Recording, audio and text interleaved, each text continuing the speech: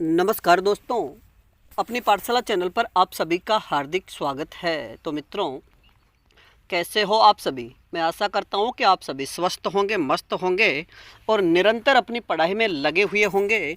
और मित्रों, मैं फिर से हाजिर हूँ एक नए टॉपिक के साथ में।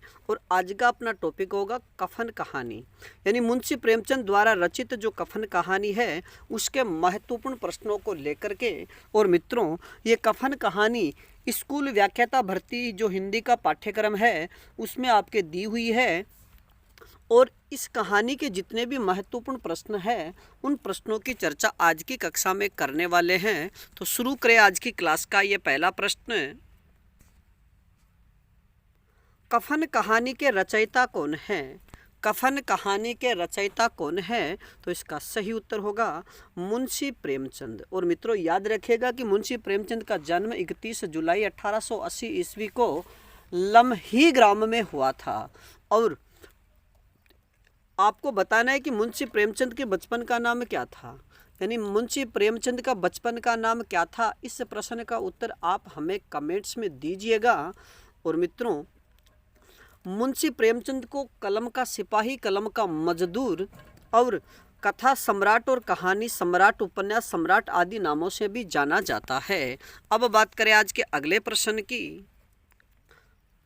प्रेमचंद लिखित कहानी कफन में कफन किसका प्रतीक है? यानी मुंशी प्रेमचंद द्वारा लिखित जो कफन कहानी है इसमें कफन किसका प्रतीक है? तो इसका सही उत्तर होगा समाज में व्याप्त गरीबी और असमानता का प्रतीक है। अगला प्रश्न, कफन कहानी के मुख्य पात्र कौन कौन से हैं? कफन कहानी के मुख्य पात्र कौन कौन से हैं? तो इसका सही उत्तर होगा घीसू, माधव और बुधिया। यानी मित्रों, इस कहानी में घीसू, माधव और बुधिया इन तीनों पात्रों को आधार बना करके समाज में व्याप्त अमीरी और गरीबी की जो खाई है उसी को आधार बना करके ये कहानी लिखी हुई है कि एक गरीब आदमी कफन के लिए किस प्रकार तरसता है और वह अपनी आवश्यकताएं पूरी नहीं कर पाने के कारण एक कफन के जो पैसे इकट्ठे हुए थे उसका भी वह सदुपयोग न करके अपने जीवन या अपने भरण पोषण में ही और अपनी जो बुरी आदतें लगी हुई है उसी में वो खर्च कर देता है। बात करें आज के अगले प्रश्न की। कफन कहानी में घीसू और माधव के मध्य क्या रिश्ता है? कफन कहानी में घीसू और माधव के मध्य क्या रिश्ता है? तो इसका सही उत्तर होगा पिता पुत्र का। मित्रों, घीसू और माधव, यानी घीसू एक बुजुर्ग व्यक्ति है और माधव इनका पुत्र है। और जिस प्रकार की जीवन शैली घीसू की है उससे बदतर जीवन शैली उसके पुत्र की होती जा रही है। यानी पिता पुत्र से बढ़कर यहाँ पर, यानी पिता को पुत्र से, यानी पुत्र को पिता से भी बढ़कर के दिखाया गया है। और दोनों आलसी प्रवृत्ति के नशाखोर और कामचोर तथा बिल्कुल आलसी प्राणी बताया गया है। अब बात करें आज के अगले प्रश्न की। माधव और बुधिया की शादी को कितना समय हो गया है? यानी कफन कहानी के आधार पर बताइए कि माधव व बुधिया की शादी को कितना समय हो गया है? तो इसका सही उत्तर होगा साल भर। यानी माधव और बुधिया की शादी को अभी 1 साल के लगभग हुआ है। अगला प्रश्न, कफन कहानी के शुरुआत में घीसू और माधव कहाँ बैठे हुए हैं? यानी कफन कहानी के शुरुआत में घीसू और माधव को कहाँ पर बैठे हुए दिखाया गया है? तो इसका सही उत्तर होगा झोपड़े के द्वार पर अलाव के सामने। मित्रों, याद रखिएगा कि कफन कहानी की शुरुआत के समय झोपड़ी के अंदर जो बुधिया है वो प्रसव पीड़ा से तड़पती रहती है, कराहती रहती है, तो दूसरी तरफ झोपड़ी के बाहर माधव व घीसू अलाव के सामने, यानी अलाव में आलू सेक रहे हैं और वहाँ अला झोपड़े के द्वार पर वो बैठे हुए दिखाए गए हैं। अब बात करें आज के अगले प्रश्न की। मालूम होता है बचेगी नहीं, सारा दिन दौड़ते हो गया, जा देख तो आ, यह कथन किसका है? यानी मालूम होता है बचेगी नहीं, सारा दिन दौड़ते हो गया, जा देख तो आ, यह कथन किसका है? तो इसका सही उत्तर होगा घीसू का माधव के प्रति। मित्रों याद रखिएगा, जब बुधिया प्रसव पीड़ा से अपनी झोपड़ी के अंदर करा रही थी और उसकी कराहना को सुन करके, यानी वो प्रसव पीड़ा से इतनी दुखी हो चुकी थी, इतनी बुरी तरह से पीड़ित थी कि उसका जो चिल्लाना था उसको सुन करके घीसू माधव से कहता है कि मालूम हो रहा है अब वो बचेगी नहीं। तो यह कथन किसके प्रति है? घीसू का माधव के प्रति। और अगर ऐसा प्रश्न पूछ लिया जाए कि मालूम होता है बचेगी नहीं, यहाँ पर बचेगी नहीं, कौन नहीं बचेगी? तो इसका सही उत्तर होगा बुधिया। अगला प्रश्न, घीसू व माधव के पास संपत्ति क्या थी? घीसू और माधव के पास संपत्ति के रूप में क्या दौलत थी या उनकी संपत्ति क्या थी? तो इसका सही उत्तर होगा 2-4 बर्तन। मित्रों याद रखिएगा कि घीसू और माधव की दयनीय स्थिति इस प्रकार की दयनीय स्थिति थी कि उनके पास मात्र 2-4 बर्तनों के अलावा और किसी प्रकार की संपत्ति नहीं थी।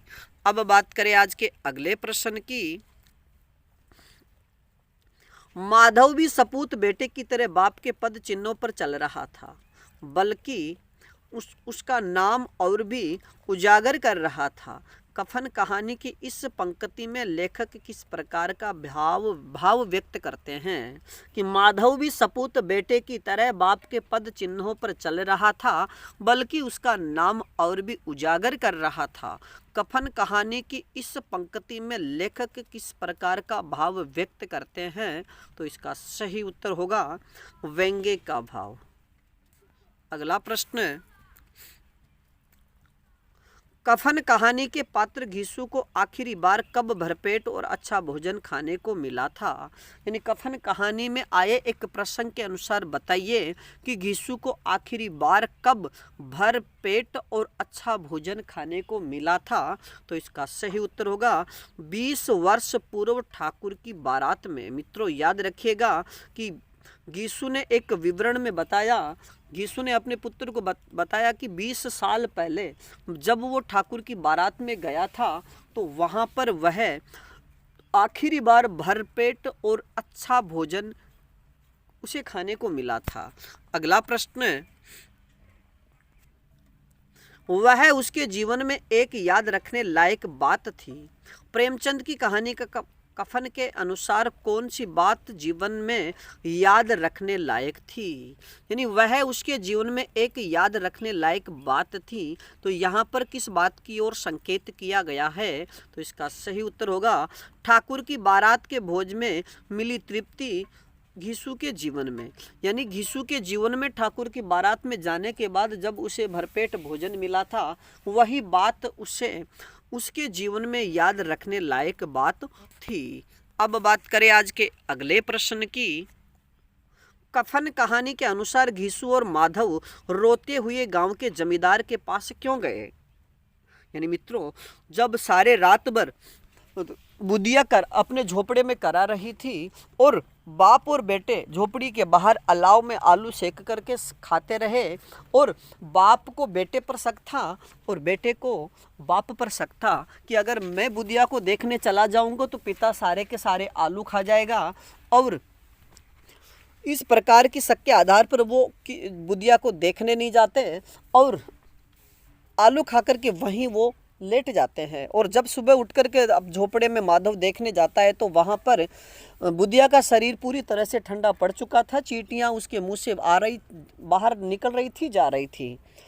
और यानी कुल मिला के हम कहना चाहते हैं कि बुधिया की मृत्यु के बाद कफन कहानी के अनुसार घीसू और माधव रोते हुए एक जमींदार के पास क्यों गए थे? तो इसका सही उत्तर होगा बुधिया की मृत्यु पर लकड़ी व कफन के पैसे मांगने के लिए। मित्रों गांव के जमींदार ही एकमात्र ऐसे व्यक्ति थे उस समय कि उनके पास घीसू और माधव बुधिया की मृत्यु हो जाने के बाद लकड़ी व कफन के पैसे मांगने गए थे। अगला प्रश्न, माधव की पत्नी बुधिया की मृत्यु किस कारण हुई? तो इसका सही उत्तर होगा प्रसव पीड़ा से उचित इलाज नहीं मिल पाने के कारण, यानी माधव की पत्नी बुधिया की मृत्यु का सबसे बड़ा कारण था कि बुधिया गर्भवती थी और प्रसव पीड़ा के समय उसे उचित इलाज नहीं मिल पाया और आखिर में उसकी मृत्यु हो गई। अब बात करें आज के अगले प्रश्न की। माधव अपनी पत्नी के कराहने को सुनकर भी उसे संभालने क्यों नहीं जा रहा था, यानी माधव अपनी पत्नी के कराहने को सुनकर भी उसे संभालने क्यों नहीं जा रहा था, तो इसका सही उत्तर होगा माधव को भय था कि वह कोठरी में गया तो घीसू यानी उसके पिता आलूओं का बड़ा भाग साफ कर देगा। यानी माधव अपनी पत्नी को संभालने इसलिए नहीं जा रहा था, उसे शक था कि अगर मैं बुधिया को संभालने कोठरी में जाऊंगा तो पीछे से मेरा जो पिता है वो आलूओं का अधिक भाग यानी आलू वो खा जाएगा। अगला प्रश्न, घीसू के कुल कितने लड़के हुए थे? घीसू के कुल कितने लड़के हुए थे? तो इसका सही उत्तर होगा 9 लड़के। मित्रों, एक प्रसंग में बताए माधव ने बताया कि जब यहाँ पर हमारे घर में लड़की या लड़का होगा तो उसका खर्च कहाँ से आएगा। उस समय घीसू ने कहा था कि कौन सी बड़ी बात है, ये सब इंतजाम हो जाएगा। हमारे यहाँ पर कौन सी दौलत थी, मेरे भी 9 लड़के हुए थे, यानी 9 लड़के हुए थे और सबका इंतजाम हो गया था। अगला प्रश्न, कफन कहानी में घीसू और माधव को कफन और लकड़ी की फिक्र क्यों करनी थी? कफन कहानी में घीसू और माधव को कफन और लकड़ी की फिक्र क्यों करनी थी? तो इसका सही उत्तर होगा घीसू और माधव के पास पैसा नहीं था, इस वजह से वह बुधिया के लिए यानी बुधिया का जो मृत शरीर है उसको ढांकने के लिए कफन और जलाने की लकड़ी के पैसे नहीं थे। अब बात करें आज के अगले प्रश्न की।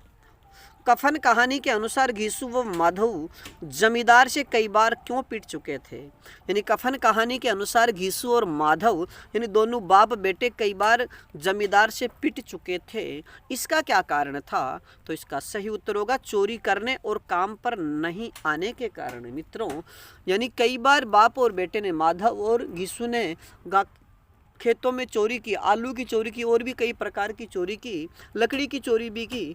इस प्रकार एक तो चोरी करने की वजह से, दूसरा काम की हाँ करने के बाद काम पर नहीं जाने की वजह से भी जमींदार से वो कई बार पिट चुके थे। अगला प्रश्न, जमींदार ने घीसू व माधव को कफन के लिए कितने रुपए दिए थे? जमींदार ने घीसू व माधव को कफन के लिए कितने रुपए दिए थे? तो इसका सही उत्तर होगा 2 रुपए। मित्रों, जब ये जमींदार के पास में पैसे मांगने के लिए जाते तो जमींदार उन पर क्रोध यानी क्रोध का विषय होने के बाद भी उन पर क्रोध नहीं करता है और उन्हें 2 रुपए कफन के लिए दे देता है। अगला प्रश्न, पूरे गांव भर में घूमने पर घीसू व माधव के पास कुल कितने रुपए हो गए थे? यानी कफन के लिए पैसे मांगते हुए जब वो पूरे गांव भर में फिर रहे थे तो उनके पास कुल कितने रुपए हो गए थे? तो इसका सही उत्तर होगा 5 रुपए। अगला प्रश्न,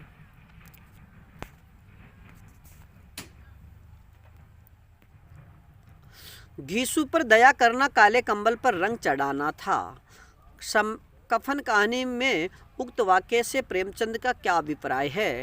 यानी घीसू पर दया करना काले कंबल पर रंग चढ़ाना था। कफन कहानी से या कफन कहानी में उक्त वाक्य से प्रेमचंद का क्या अभिप्राय है?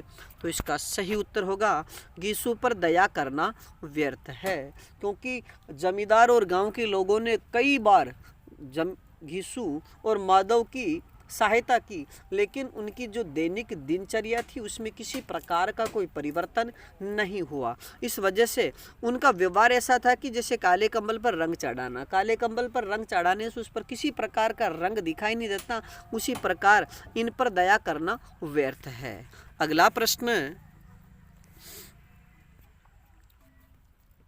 कफन कहानी में घीसू जमींदार से क्यों कहता है कि बड़ी विपत्ति में हूँ? कफन कहानी में घीसू जमींदार से ऐसा क्यों कहता है कि बड़ी विपत्ति में हूँ? तो इसका सही उत्तर होगा माधव की पत्नी की मृत्यु पर कफन के पैसे नहीं थे। मित्रों, जब बुधिया की मृत्यु हो जाती है तब वो जमींदार के पास में जाते हैं और वहाँ पर गिड़गिड़ाते हुए कहते हैं कि साहब मैं बड़ी विपत्ति में हूँ। और वो विपत्ति कौन सी थी कि माधव की पत्नी कि मृत्यु हो जाने पर उनके पास कफन के पैसे नहीं थे। अगला प्रश्न, लेकिन यहाँ क्रोध या दंड देने का अवसर न था। यह कफन कहानी में उक्त कथन में प्रेमचंद का उक्त कथन किस अवसर की ओर इंगित करता है? लेकिन यह क्रोध और दंड देने का अवसर न था। मित्रों, जब माधव और घिसू जमींदार के घर पर यानी जमींदार के दरवाजे के सामने जाकर कफन के लिए पैसे मांगते हैं तो जमींदार को क्रोध आता है, उन्हें दंड देने का मन करता है, लेकिन ये क्रोध और दंड का अवसर होने के बावजूद भी वो उन पर दंड देने का और क्रोध करने का अवसर नहीं था। इसका क्या कारण था? तो इसका सही उत्तर होगा बुधिया की मृत्यु, क्योंकि बुधिया की मृत्यु हो जाने की वजह से जमींदार उनके ऊपर क्रोध और दंड नहीं देना चाहता था। अगला प्रश्न, कफन कहानी का कथन कैसा बुरा रिवाज है जिसे जीते जी तन ढांकने को चिथड़ा न मिले, उसे मरने पर नया कफन चाहिए, किस तरह की भाव अभिव्यक्ति करता है? यानी कफन कहानी में एक कथन आया है कि यह कैसा रिवाज है कि व्यक्ति को जीते जी तन ढकने को कपड़ा नहीं मिलता और उसी की मृत्यु पर नया कफन उसे ओढ़ाया जाता है। तो इस प्रकार के ये भाव है वो किस प्रकार की अभिव्यक्ति करता है? तो इसका सही उत्तर होगा समाज की विजड़ित संवेदना। अगला प्रश्न, कफन कहानी का कौन सा प्रसंग सामूहिक मानवीय संवेदना का उदाहरण है? कफन कहानी का कौन सा प्रसंग सामूहिक मानवीय संवेदना का उदाहरण है? तो इसका सही उत्तर होगा बुधिया की मृत्यु पर गांव वालों द्वारा कफन के लिए पैसे देना। मित्रों, जब गांव वाले सभी गांव वाले जब वो उनके घर पर यानी माधव और घिसू जब उनके घर प्रत्येक के घर पर जाते हैं, पैसे कफन के लिए पैसे मांगते हैं, तो जिस प्रकार लोगों से बना उन्होंने कफन के लिए पैसे दिए। तो ये जो कार्य था एक सामूहिक मानवीय संवेदना का प्रसंग है।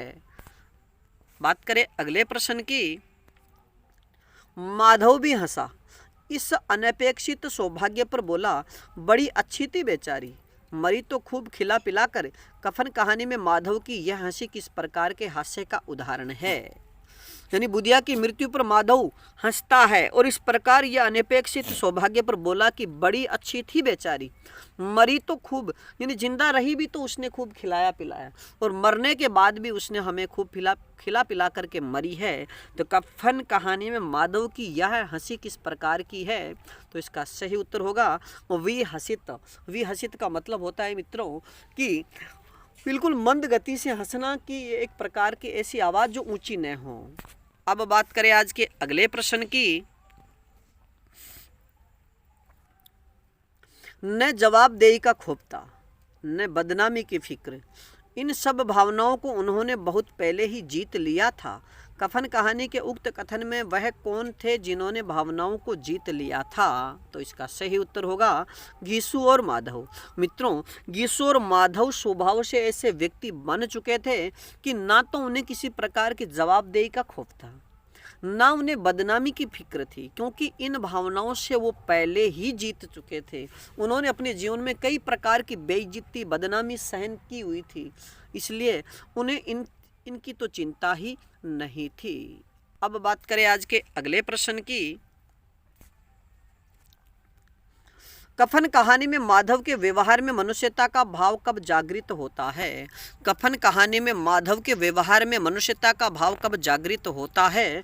तो इसका सही उत्तर होगा भूखी आंखों से देख रहे भिखारी को देख करके। मित्रों, जब वो 5 रुपए इकट्ठे होने के बाद में मधुशाला के पास से गुजरते हैं, वहाँ पर शराब पीते हैं और वहाँ पर भरपेट भोजन करने के बाद जो इनके पास पूड़ियाँ बची हुई होती हैं, जो पूड़ियाँ बची थी, उन पूड़ियों को उन्हें एक टकटकी लगाकर देख रहे भिखारी को देख करके उन्हें दया आती है और वो पूड़ियाँ उन भिखारी को खाने को दे देते हैं। उस समय का ये प्रसंग है। अब बात करें आज के अगले प्रश्न की, कफन कहानी के अंत में कबीर का ये पद, ठगनी क्यों नैन झपकावे, ठगनी किस आशय की अभिव्यक्ति करता है?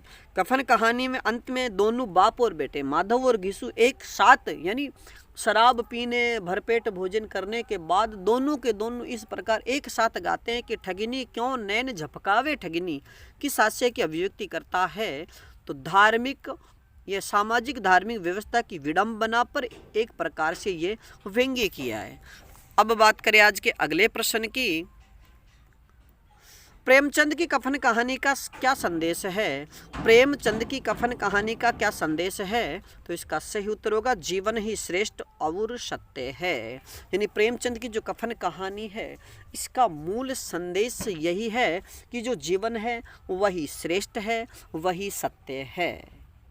और इसी को आधार मान करके जब उनके पास कफन के पैसे आए तो उन कफन के पैसों से कफन न खरीद करके अपने जीवन यानी जो जिंदा है माधव व गिसु वह अपने ही जीवन में उन पैसों को काम में ले लेते हैं। तो इस प्रकार इस कहानी का मूल संदेश यही है कि जीवन ही श्रेष्ठ है, सत्य है। अब बात करें आज के अगले प्रश्न की। कफन कहानी में घिसु और माधव कफन खरीदने के अनुचित्य पर कौन कौन से तर्क प्रस्तुत करते हैं?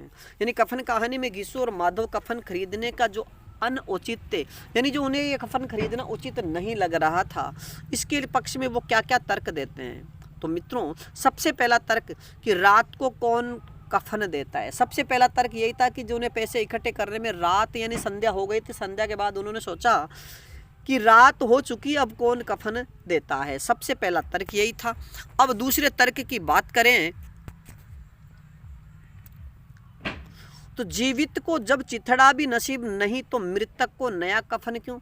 और दूसरा तर्क उन्होंने यह दिया कि जीवित व्यक्ति को जब पहनने को एक चिथड़ा नहीं मिलता तो मरने के बाद व्यक्ति को नया कफन देने से क्या फायदा, क्योंकि वो जल जाएगा। और इसके बाद तीसरा, कफन तो लाश के ऊपर जल जाता है और फिर कैसा भी हो क्या फर्क पड़ता है। तो माधव व गिसु सोचते हैं कि जब कफन नया कफन खरीदो चाहे पुराना कफन, उसे तो आखिर जलना है, तो नया खरीदने से या पुराना कफन देने से क्या फर्क पड़ता है। इस प्रकार के उन्होंने तर्क दिए। और मित्रों, अब बात करें आज के इस कक्षा के अंतिम प्रश्न की। कफन कहानी में घिसु और माधव के मन में कफन खरीदने का विचार कमजोर हो जाता है और उसके स्थान पर जीवन की कौन सी अभिलाषा प्रकट हो जाती है। यानी कफन कहानी के अंत में घिसु और माधव के मन में कफन खरीदने का जो विचार था वो कमजोर होता जाता है और इसके स्थान पर जीवन की कौन सी अभिलाषा प्रकट हो जाती है। तो इसका सही उत्तर होगा चिर अभिलाषित भोजन व शराब की लालसा। यानी वो कभी भी भरपेट भोजन नहीं कर पाए थे और भर पेट उन्होंने कभी शराब नहीं पी थी। इस वजह से कफन न देने को लेकर के उनके मन में एक साथ इतने रुपए आ जाने से उनके मन में एक इच्छा थी कि भरपेट भोजन किया जाए, भरपेट शराब पी जाए। यह अभिलाषा उनके मन में घेर लेती है। तो मित्रों, आज के लिए इतना है, बाकी फिर मिलेंगे एक नए टॉपिक के साथ। तब तक आप अपने अध्ययन में जुटे रहिएगा और अपनी पाठशाला बाय BN सर चैनल पर नए हो तो हमारे चैनल को लाइक, सब्सक्राइब और अपने मित्रों तक शेयर जरूर कीजिएगा। धन्यवाद।